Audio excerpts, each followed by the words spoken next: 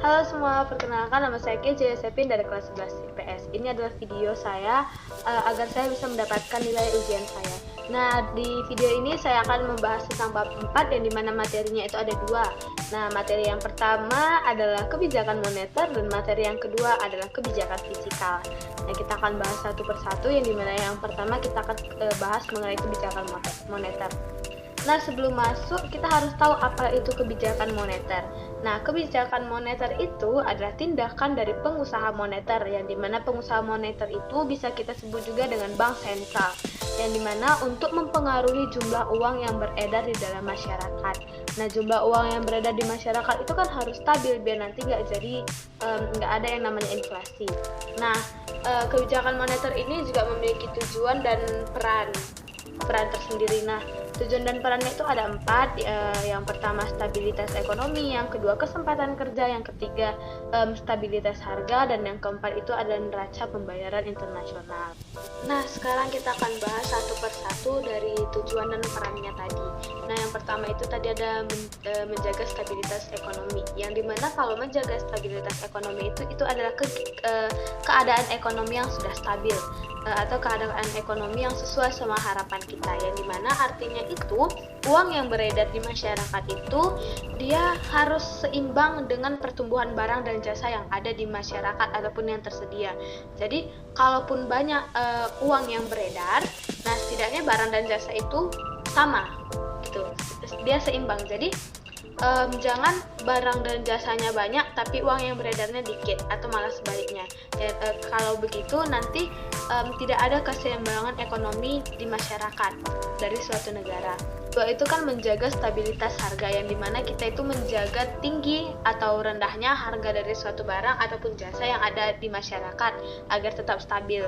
Nah, hal itu kita lakukan agar tidak terjadi yang namanya inflasi di masyarakat ataupun inflasi di suatu negara. Ketiga itu kan meningkatkan kesempatan kerja, yang dimana jika jumlah uang yang beredar itu seimbang dengan jumlah barang dan jasanya yang beredar di masyarakat, nah maka perekonomian suatu negara itu dapat dikatakan stabil.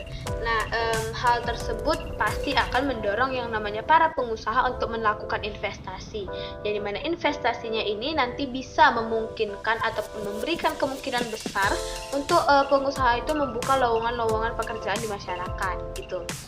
Dan hal tersebut bisa mengurangi yang namanya tingkat pengangguran dari suatu negara ataupun dari suatu wilayah. Nah, selanjutnya yang keempat, perannya tadi ada neraca pembayaran internasional. Nah, neraca pembayaran internasional namanya juga internasional dan neraca pembayaran. Nah, itu pasti memfokuskan dalam bidang ekonomi. Nah, tepatnya dalam hal ekspor dan impor. Nah, upaya yang kita lakukan atau upaya yang dilakukan oleh suatu negara ataupun suatu daerah untuk meningkatkan neraca pembayaran internasional ini adalah dengan meningkatkan ekspor mereka. Nah, yang dimana dengan meningkatkan ekspor dan juga kita harus memperkuatkan daya saing kita dalam segala bidang, baik segala bidang ekonomi, pendidikan, industri, teknik, dan hal lainnya. Yang penting kita bisa menyaingi negara-negara yang lain, dan kita bisa menarik jumlah impor yang lebih banyak lagi. Nah, selanjutnya itu ada yang namanya instrumen kebijakan moneter. Nah, apa sih instrumen kebijakan moneter ini? Nah, instrumen kebijakan moneter itu ada yang instrumen kebijakan moneter kualitatif dan juga kuantitatif. Nah, kalau kuantitatif itu dia ada operasi pasar terbuka, mengubah tingkat cadangan minimum, mengubah tingkat diskonto, dan juga ada yang pengaturan kredit. Nah, kalau misalnya dia itu kebijakan moneter kualitatif, dia itu adalah pengawasan kredit secara efektif ataupun kredit ketat, dan juga ada imbauan moral. Nah, yang selanjutnya itu saya akan menjelaskan mengenai instrumen kebijakan moneter dalam kebijakan moneter yang kuantitatif. Nah, yang pertama itu tadi kan ada yang namanya instrumen kebijakan moneter, yakni operasi pasar terbuka. Nah, operasi pasar terbuka ini apa sih ya? Nah, operasi pasar terbuka itu sering juga disebut oleh orang-orang itu dengan yang namanya open market operation. Ya, open market operation, yang dimana artinya itu adalah suatu kebijakan yang diambil oleh bank sentral fiskal, yang dimana untuk mengurangi dan juga menambah jumlah uang yang beredar di masyarakat. Nah, kebijakan ini biasa dilakukan dengan cara menjual surat-surat penting atau kayak menjual barang-barang berharga, surat-surat berharga seperti ada sertifikat Bank Indonesia, ataupun dengan cara membeli surat-surat berharga di pasar modal. Nah, contoh surat berharga itu apa? Nah, contohnya itu yang pertama ada saham, ada giro, ada surat-surat kesanggupan, dan banyak sih jenis-jenis surat yang lainnya. Nah, yang kedua itu ada tadi mengubah tingkat diskonto ataupun diskon polisi.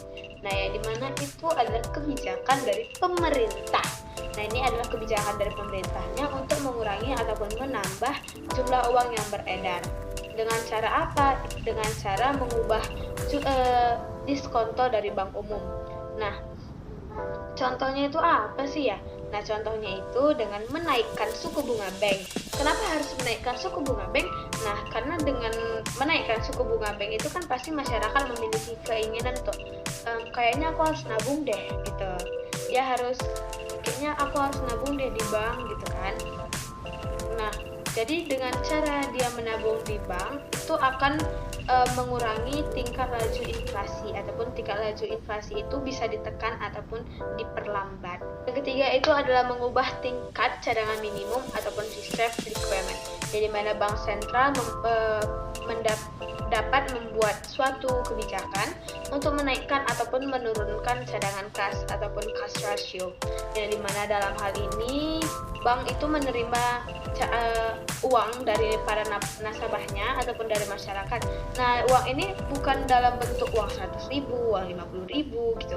Nah, tetapi uang yang ini dalam bentuk giro. Nah, dalam bentuk giro, dalam bentuk tabungan ataupun dalam bentuk deposito ataupun dalam bentuk tabungan-tabungan yang lainnya. Nah, selanjutnya itu yang keempat tadi adanya kebijakan kredit itu kan. Nah, kebijakan kredit itu apa sih sebenarnya? Kebijakan kredit itu adalah kebijakan pemberian kredit kepada masyarakat ataupun nasabah. Nah, yang mana pinjaman kredit itu harus memenuhi 5 syarat. Nah, 5 syarat itu sering disebut dengan 5C atau 5C, 5C. Yang dimana 5C itu yang pertama adalah karakter, yang kedua capability, yang ketiga collateral, yang keempat capital, dan juga yang terakhir itu adalah condition of economy. Nah, selanjutnya saya akan membahas mengenai kebijakan moneter yang kualitatifnya. Nah, kualitatif kan tadi ada dua. Yang pertama itu kebijakan pengawasan kredit secara ketat. Nah, yang keduanya itu imbauan moral. Nah, kalau ke pengawasan kredit secara ketat ini hampir sama dengan yang kebijakan moneter kuantitatif yang di bagian yang bagian ketiga yang mengenai kredit juga.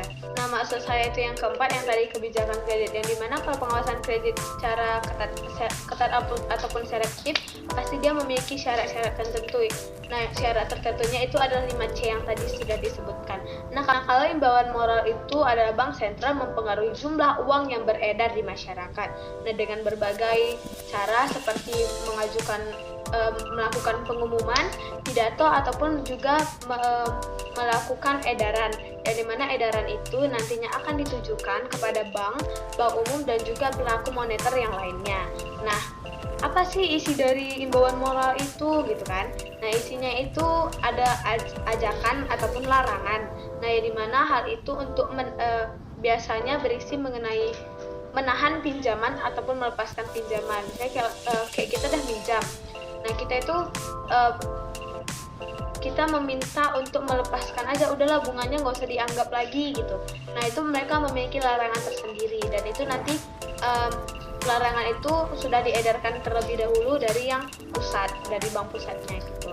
Nah, selanjutnya kita akan memasuki materi yang kedua mengenai kebijakan fiskal. Kebijakan fiskal itu apa sih? Nah, kebijakan fiskal itu adalah kebijakan yang dilakukan oleh pemerintah dalam mempengaruhi pengeluaran dan pendapatan dengan tujuan untuk menciptakan kesepakatan kerja yang tinggi tanpa ada inflasi. Nah, kebijakan fiskal ini memiliki tujuan dan peran, pastinya ya sama seperti kebijakan moneter. Nah, Tujuan dan perannya itu apa aja sih? Yang pertama itu adalah meningkatkan dan mengendalikan laju inflasi. Seperti yang di pengertiannya tadi, dia membahas mengenai inflasi agar laju inflasi itu tidak ada ataupun lambat.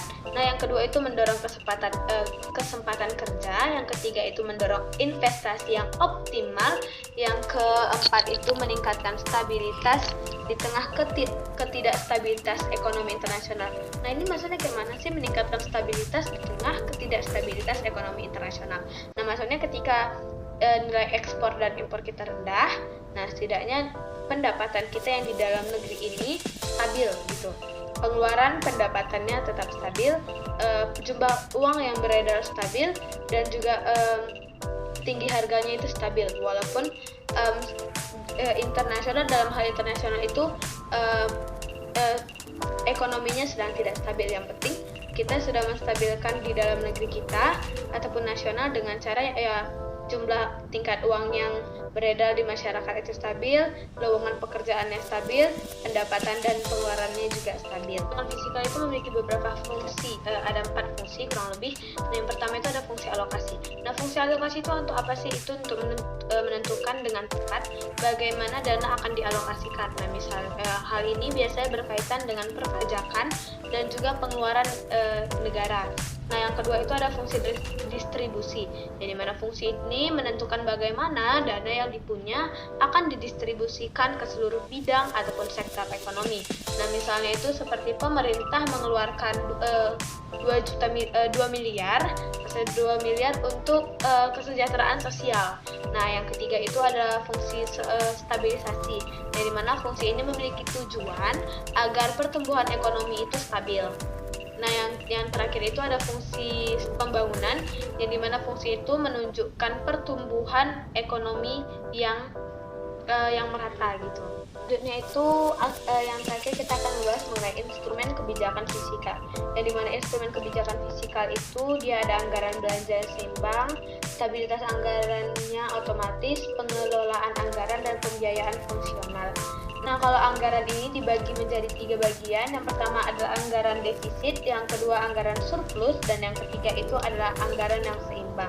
Nah, anggaran defisit, surplus, seimbang, apa sih itu sebenarnya?